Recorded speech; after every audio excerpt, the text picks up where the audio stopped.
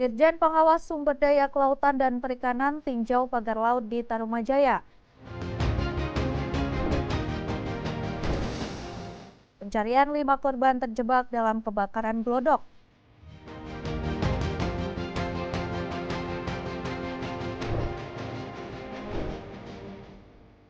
Dua tersangka pencucian uang Hotel Arus Semarang diamankan Bareskrim.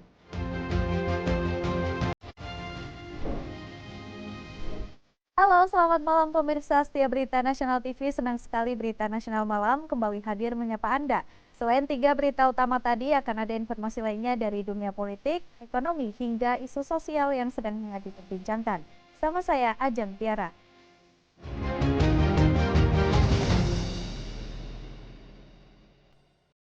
Kita ke informasi yang pertama, pemirsa. Polemik ribuan batang bambu membentang sepanjang lebih dari 2 km di Laut Utara Bekasi, Kabupaten Bekasi, Jawa Barat, Rabu siang, mendapatkan perhatian dari Kementerian Kelautan dan Perikanan pihak KKP. Langsung melakukan penyegelan kegiatan dengan memasang plang bertuliskan pemberhentian kegiatan reklamasi tanpa PKKP-RL. Sebelum dilakukan penyegelan, pihak KKP telah bersurat agar kegiatan tersebut dihentikan sementara. Usai menjadi polemik pagar bambu yang membentang di Laut Utara Bekasi berlokasi di Tarumajaya, Kabupaten Bekasi, Jawa Barat, pihak Kementerian Kelautan dan Perikanan atau KKP langsung melakukan penyegelan lokasi pagar bambu. Pihak KKP melakukan penyegelan kegiatan dengan memasang plang bertuliskan pemberhentian kegiatan reklamasi tanpa PKKP-RL. Menurut Dirjen KKP, sebelum dilakukan penyegelan, pihaknya sudah menyurati untuk menghentikan kegiatan pemagaran. Pasalnya, kegiatan pemagaran dilakukan berada di wilayah laut tanpa ada persetujuan kesesuaian kegiatan pemanfaatan ruang laut atau PKKP-RL. Kedepannya KKP akan melakukan rapat bersama pihak pemerintah daerah dan swasta untuk mengetahui status lahan yang dilakukan pemagaran. Namun apabila diketemukan pelanggaran dalam kegiatan tersebut, pihak KKP akan menindak tegas. Juga hampir viral di sosmed terkait dengan adanya jembatan ataupun pagar-pagar ini. Jadi gini teman-teman semuanya, kami dari KKP menjawab apa yang menjadi pertanyaan masyarakat, kenapa di Bekasi juga ada, ya kan? Nah, ini secara teknis nanti Pak Kadis yang akan menerangkan seberapa besar wilayah maupun manfaat untuk apa sebetulnya itu kan. Sebenarnya ini proyek dari Pemdanya yang di ujung sana untuk TPI Pak ya, tempat pelelangan ikan gitu. Dari Bekasi, Jawa Barat, M. Rituan, Berita Nasional TV. Usai pagar laut dilakukan penyegelan oleh Pengawasan Sumber Daya Kelautan dan Perikanan, Kementerian Kelautan dan Perikanan KKP di Tarumajaya, Kabupaten Bekasi, Jawa Barat. Para nelayan pesisir utara Bekasi berharap pemerintah segera menyetop semua kegiatan pemagaran laut. Pasalnya pagar laut selama ini membuat para nelayan kesulitan mencari ikan. Nelayan pesisir utara Bekasi menyambut baik terkait respon pemerintah telah melakukan penyegelan pagar laut sejauh kurang lebih 2 km di Tarumajaya, Kabupaten Bekasi, Jawa Barat. Selain melakukan penyegelan, nelayan juga berharap kepada Kementerian Kelautan dan Perikanan agar menindak tegas dan menghentikan kegiatan pemagaran laut Bekasi. Menurut nelayan, pagar bambu yang berada di Laut Bekasi sudah sangat meresahkan dan merugikan nelayan. Selain konsumsi BBM bertambah, hasil tangkapan ikan juga menurun drastis. Sebelum dilakukan pemagaran, lokasi tersebut merupakan tempat nelayan mencari ikan menggunakan perahu kecil. Namun sekarang sudah tidak bisa mencari ikan lantaran banyak patok bambu. Akibatnya nelayan tidak berani mencari ikan ke laut lepas, ukuran perahu terlalu kecil, beresiko diterjang ombak. Ini nggak terlalu sempit lahannya, nggak sempit. Sekarang kan nelayan di situ kecil, sempit, nyari ikan susah, di baru-baru semua sempit, susah. Kalau yang untuk akses jalan sendiri kan itu diberikan jalan sama Dinas Perikanan dan Kelautan Provinsi Jawa Barat, Bang ya. Iya. Kalau untuk kiri kanannya itu sini lahan siapa sih Bang sebenarnya? Itu lahan PT semua. Bang PT. Status tanahnya sendiri seperti apa, Bang? terkait lahannya sendiri udah ada suratnya atau ada izinnya atau gimana? Ya kurang tahu ya kalau masalah izinnya nggak tahu. Sebelumnya pada hari Rabu kemarin, pihak Ditjen Pengawasan Sumber Daya Kelautan dan Perikanan, Kementerian Kelautan dan Perikanan KKP, melakukan penyegelan dan pemberhentian sementara kegiatan pemagaran laut dengan memasang pelang pengawasan. Dari Bekasi, Jawa Barat, M. Ridwan, Berita Nasional TV. Beralih ke informasi lain, pemirsa, Wakil Menteri Pertanian Sudaryono mengungkap keinginan Presiden Prabowo Subianto agar adanya menu susu di program makan bergizi gratis. Dirinya mengatakan pemerintah saat ini tengah proses mendatangkan sapi perah luar negeri. Ia menargetkan 200.000 sapi perah akan datang sampai akhir 2025. Wakil Menteri Pertanian Sudaryono mengungkap keinginan Presiden Prabowo Subianto agar adanya menu susu di program makan bergizi. Sayangnya susu di Indonesia masih impor sehingga kebutuhan gizi disubstitusikan ke menu lain. Sudaryono mengatakan pemerintah saat ini tengah proses mendatangkan sapi perah luar negeri. Ia menargetkan 200.000 sapi perah akan datang sampai akhir 2025. Sudaryono menyebut banyak perusahaan yang ingin berinvestasi membangun pabrik berikut sapinya. Setidaknya sejauh ini sudah ada 160 perusahaan yang berkomitmen membangun investasi tersebut. Ya, susu itu sebetulnya kan maunya, kalau Pak Presiden kan kalau keinginannya kan semua dikasih susu, cuma kan kita kan susunya masih impor semua. Kalau masih impor ya kita bisa substitusi untuk sumber yang lain dulu, sembari kita datangkan sapi hidup, kemudian susunya kita kopikan dulu. Percuma dong kita kasih susu impor kan, ya kan percuma bikin kayak negara lain. Kita harus bikinkan negara kita sendiri. Tapi kalau yang update sapinya itu gimana, Mas? Realisasinya udah berapa sekarang persen? Udah ada yang masuk belum? Kan PP-nya baru beres, kita bisa masukin dari beberapa negara tambahan selain Australia sama negara-negara yang memang sudah register. Ya kita tambahin yang lain. Kita berharap sih di tahun 2025 ini masuk 200.000. Sampai akhir tahun atau mungkin sampai akhir tahun, selama 2025 ini per kita kuartal gitu, Mas? Kita targetnya 200.000. Kita nyiapin ini semua, kebut semua nih, urusan lahannya, urusan peternaknya di mana, siapa, apa, segala kerjasama dan lain-lain, kita bantu semua. Yang jelas ini bukan negara impor gitu.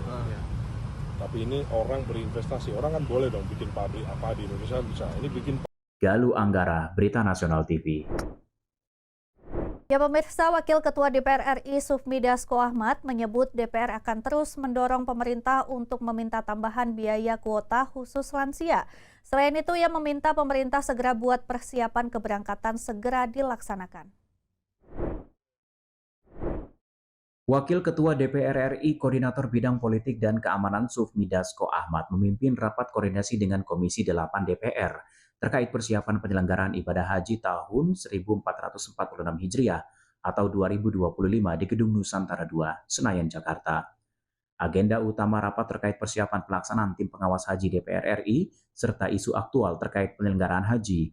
Selain itu, khususnya panja untuk meningkatkan pengawasan seluruh aspek meliputi penerbangan, akomodasi, konsumsi, jemaah haji untuk mengoptimalkan keberangkatan jemaah haji. Reportnya Panja bahwa masa tunggu lansia itu ada yang dari 10 sampai 40 tahun, dari yang menunggu antara umur 80 tahun, ya mungkin kita akan dorong kepada pemerintah untuk meminta tambahan kuota khusus bagi lansia, supaya di tahun ini dan tahun berikut, para lansia yang sudah menunggu dalam daftar tunggu itu bisa berangkat.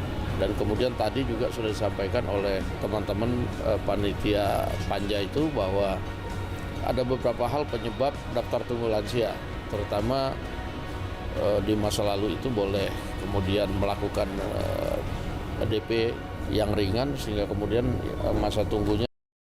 Pencarian 5 korban terjebak dalam kebakaran glodok, selengkapnya usai jeda.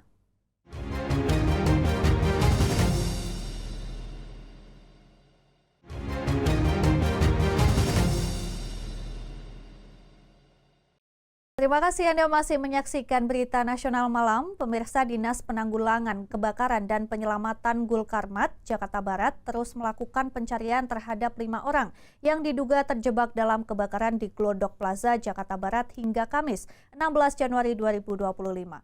Proses pencarian masih berlangsung dengan melibatkan ratusan personil dan puluhan unit pemadam.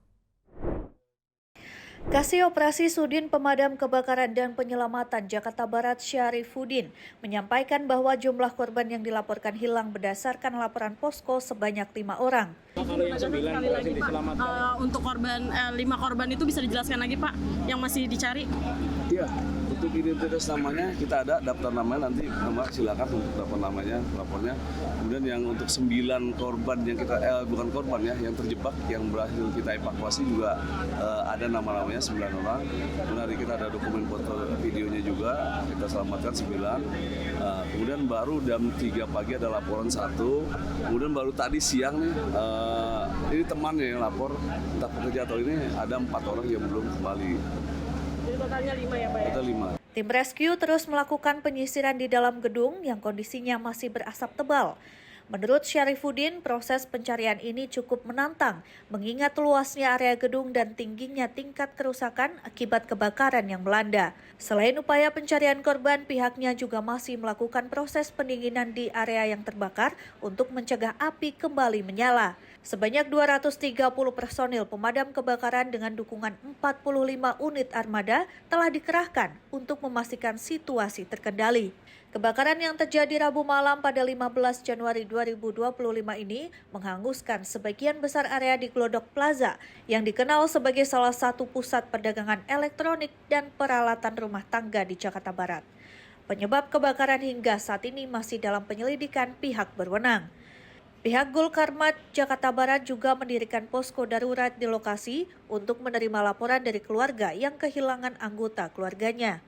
Masyarakat yang merasa memiliki informasi terkait korban diimbau untuk segera melapor ke posko tersebut. Upaya pencarian dan pendinginan akan terus dilakukan hingga seluruh area gedung dipastikan aman dan korban yang hilang berhasil ditemukan. Situasi di sekitar lokasi kebakaran pun mendapat perhatian serius dari aparat keamanan untuk menjaga ketertiban dan keselamatan masyarakat. Pemirsa, kantor Majelis Pimpinan Wilayah atau MPW salah satu ormas diserang ormas lain di kawasan BKR Kota Bandung pada Rabu sore. Belum diketahui penyebab terjadinya bentrok, namun terdapat sejumlah anggota ormas yang mengalami luka akibat pecahan kaca dan sajam. Seperti inilah video amatir saat detik-detik terjadinya bentrokan antar kedua ormas di kawasan BKR Kota Bandung pada Rabu sore. Salah satu ormas terlihat dalam video melakukan perusakan terhadap sejumlah kendaraan di salah satu kantor ormas. Bahkan dalam video salah satu ormas yang melakukan penyerangan merangsak masuk. Belum diketahui penyebab terjadinya bentrokan, namun puluhan petugas kepolisian disiagakan guna mengantisipasi terjadinya bentrok susulan antar kedua kubu ormas tersebut. Pihak kepolisian juga akan melakukan penyelidikan penyebab terjadinya bentrokan antar kedua kubu ini. Bahwa tadi sekitar pukul 14.30 ya terjadi sedikit gesekan kelompok ormas. Namun demikian saat ini situasi sudah terkendali kondusif, di mana kami Polsek Regol berikut Koramil Regol Lengkong mendapat BKO dari Polrestabes mengamankan situasi. Sudah teridentifikasi? Sampai saat ini tim kami masih menelusuri apa yang menjadi penyebab gesekan seperti ini. Untuk sementara yang luka juga kami masih telusuri ya. Tim kami masih ngecek ke rumah sakit apakah ada konflik. Nafis Polrestabes Bandung pun langsung melakukan olah tempat kejadian perkara dan anggota dari salah satu ormas yang terluka seluruhnya dilarikan ke rumah sakit. Dari Bandung, Jawa Barat, Tim Liputan Berita Nasional TV. Sementara itu, pemirsa, Bareskrim Polri menetapkan PT AJP dan FH sebagai tersangka dalam kasus dugaan tindak pidana pencucian uang atau TPPU yang berasal dari tindak pidana judi online. Direktur Tindak Pidana Ekonomi Khusus Bareskrim Polri, Brigjen Pol Helvi Asegaf, mengatakan dana pembangunan Hotel Arus berasal dari hasil keuntungan pengelolaan beberapa situs judi online. Bareskrim Polri menetapkan PT AJP dan FH sebagai tersangka dalam kasus dugaan tindak pidana pencucian uang atau TPPU yang berasal dari tindak pidana judi online. Diketahui PT AJP merupakan pengelola Hotel Arus Semarang yang dibangun menggunakan dana judol dan menerima transaksi dari rekening seseorang berinisial FH yang juga telah ditetapkan sebagai tersangka. Helvi menjelaskan uang dari situs judi ini ditampung oleh FH selaku komisaris PT AJP dan digunakan untuk mengoperasikan Hotel Arus. Kemudian hasil dari operasional juga masuk ke kantong FH. Dalam kasus ini, polisi telah menyita barang bukti berupa uang senilai 103,2 miliar rupiah. Para tersangka kini dijeratkan pasal dan ancaman hukuman khusus untuk PT AJP, dikenakan pasal 6 Jangto, pasal 69 Undang-Undang Nomor 8 2010 tentang pencegahan dan pemberantasan tindak pidana pencucian uang, atau pasal 27 ayat 2 Undang-Undang Nomor 1 2024 tentang perubahan Undang-Undang Nomor 11 2008 tentang ITE dan pasal 303 KUH pidana selaku korporasi dan ancaman hukuman pidana denda paling banyak 100 miliar rupiah. Kita lihat bahwa proses penyidikan kita khususnya terkait masalah modus operandi yang dilakukan oleh kedua tersangka khusus PT AJP ini adalah korporasi yang menampung uang dari rekening FH yang digunakan untuk pembangunan Hotel Arus yang ada di Semarang dan mengelola Hotel Arus itu sendiri dan hasilnya kembali kepada PT AJP. Kemudian rekening yang ada di PT AJP juga sudah kita lakukan penyidikan terkait dengan transaksi keuangannya dan memang aliran dana yang diterima oleh FH itu masuk ke rekening. Dari Semarang, Jawa Tengah, Syanas Hairus Teofandi, Berita Nasional TV. Pemirsa, lagi-lagi pencurian terjadi di Warkop Agam, Tebet, Jakarta Selatan. Laptop milik pengunjung digasak pelaku. Untungnya aksi tersebut terekam jelas oleh CCTV Warkop. Pencurian laptop terjadi di Warkop Agam, kawasan Tebet, Jakarta Selatan. Pelaku berhasil membawa kabur laptop Asus VivoBook milik salah satu pengunjung. Wajah pelaku yang terlihat masih berusia muda datang ke Warkop Agam mengenakan jaket hitam, bercelana jeans biru, dan kemeja hijau navy dengan sepatu hitam bertali putih. Dalam rekaman CCTV terlihat pelaku berpura-pura menelpon sambil memantau situasi.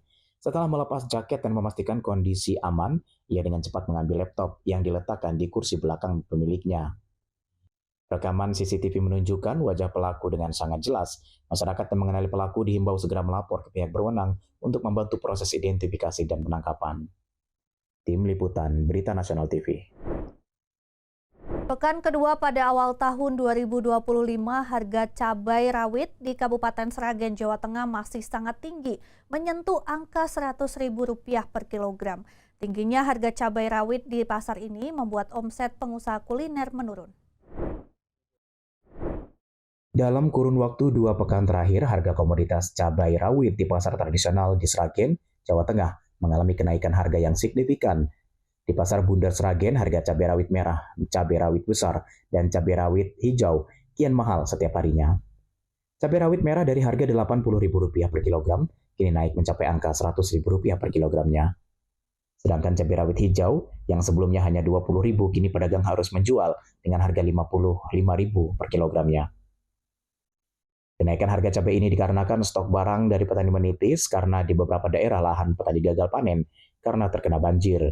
Akibatnya tinggi cabai ini, para pedagang saat ini juga terpaksa harus mengurangi stok dagangnya lantaran masyarakat juga mengurangi pembelian cabai rawit. Melambungnya harga cabai ini juga dirasakan pelaku usaha kuliner yang bahan baku utamanya banyak menggunakan cabai rawit. Meskipun harga cabai mahal, pedagang seblak di Sragen ini tetap menjual masakannya dengan harga yang sama dan tanpa mengurangi takaran sambal. Efeknya, omset dagangan seblak mereka harus turun sampai 15%. Tidak hanya cabai, di pasar Bundar Sragen beberapa barang kebutuhan pokok seperti daging ayam mengalami kenaikan harga Rp2.000 per kilogramnya. Harga bawang putih dan bawang merah juga mengalami kenaikan sedikit. Tinggal nonton barangnya, Mas. Kalau barang bagus tetap mahal, tapi kalau yang tidak bagus ya yang dari Jawa Timur itu di bawahnya lebih jauh.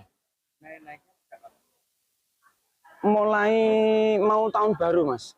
Mulai tahun baru. Penyebabnya kenaikan.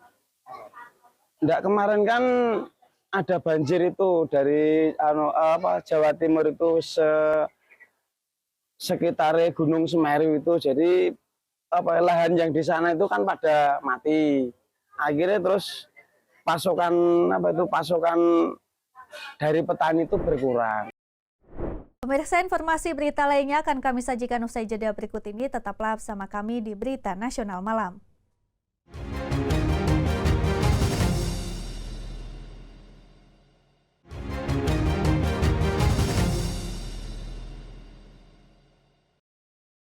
Insiden penghadangan PO bus kita oleh pengemudi angkot K11 terjadi di Pasar Bantar Gebang, Bekasi pada 14 Januari 2025 diduga karena konflik rute dan persaingan antara transportasi umum modern dan tradisional. Kejadian ini memicu perdebatan di lokasi dan menarik perhatian warga setempat. Berdasarkan informasi yang beredar di media sosial, bus kita dihadang oleh sekelompok pengemudi angkot K11 saat melewati Pasar Bantar Gebang, Bekasi pada 14 Januari 2025. Insiden ini diduga terjadi karena konflik rute dan persaingan antar moda transportasi di wilayah tersebut yang sudah lama menjadi masalah bagi sebagian besar pengemudi angkutan tradisional. Berdasarkan video yang beredar, para pengemudi angkot terlihat menyuruh bus kita untuk memutar balik dengan alasan bahwa rute tersebut mengganggu operasi dan penghasilan mereka. Sejumlah petugas berada di lokasi untuk mengendalikan situasi, namun perdebatan sempat memanas dan menarik perhatian banyak warga yang melintas di sekitar pasar. Diharapkan pemerintah dan pengelola transportasi dapat menemukan solusi yang tepat agar konflik seperti ini tidak terulang di kemudian hari dan layanan transportasi dapat berjalan lancar tanpa hambatan. Tim Liputan Berita Nasional TV. Ya pemirsa, fenomena perburuan harta karun digital koin jagat sedang gandrung dimainkan sebagian orang saat ini. Permainan yang menawarkan sensasi petualangan dan iming-iming hadiah uang tunai ini berhasil menarik perhatian warganet, terutama di kalangan generasi muda. Sayangnya, aksi berburu koin ini berdampak pada rusaknya fasilitas umum. Sudah ada jurnalis Berita Nasional TV Syana Sairus dan juru kamera Anggada Agung yang akan melaporkan salah satu lokasi yang menjadi target pencarian koin jagat, yakni di Gelora Bung Karno. Berikut laporannya. Pemirsa Berita Nasional TV, sebagian orang saat ini sedang gandrung berburu koin jagat. Sebuah permainan dengan konsep treasure hunt atau berburu harta karun di dunia nyata. Harta karun yang diburu berupa koin yakni seperti emas, perunggu, dan perak. Dengan nilai yang bervariasi mulai dari Rp300.000 hingga Rp100 juta untuk koin emas. Dan para pemain harus mengumpulkan koin sebanyak-banyaknya karena dapat akan ditukarkan dengan uang tunai. Dan tantangannya, para pemain harus mencari koin di tempat-tempat tersembunyi seperti fasilitas umum dan lokasi lainnya. Dan sayangnya dampak dari berburu harta koin ini menyebabkan rusaknya sejumlah fasilitas umum. Dan dari informasi yang saya dapatkan di daerah kawasan Gelora Bung Karno belum ada terjadi perusakan fasilitas umum. Dan memang beberapa waktu yang lalu banyak sekali para pemburu koin yang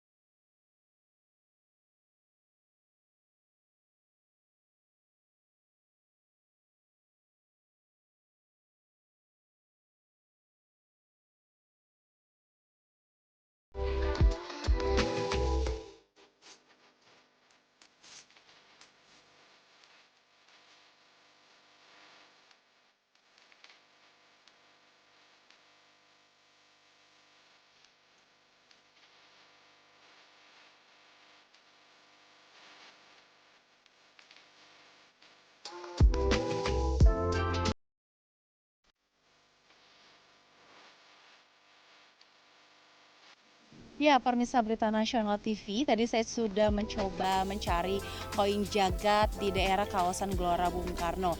Namun untuk mendapatkan koin jagat tersebut tidaklah mudah. Dan perlu kami informasikan juga bahwa Menteri Komunikasi dan Digital Mutia Habib saat ini sedang memantau apakah koin jagat tersebut sesuai dengan aturan atau tidak. Dan dari pihak kepolisian juga menghimbau kepada masyarakat untuk tetap tertib dan menjaga fasilitas umum. Demikian dari Jakarta, Sanes Tairus Anggadagung melaporkan untuk Berita Nasional TV. Pemirsa, informasi tadi sekaligus mengakhiri jumpa kita. Demikian Berita Nasional Malam telah menemani Anda. Saya Jeng Tiara beserta kru yang bertugas pamit undur diri. Selamat malam dan selamat beristirahat.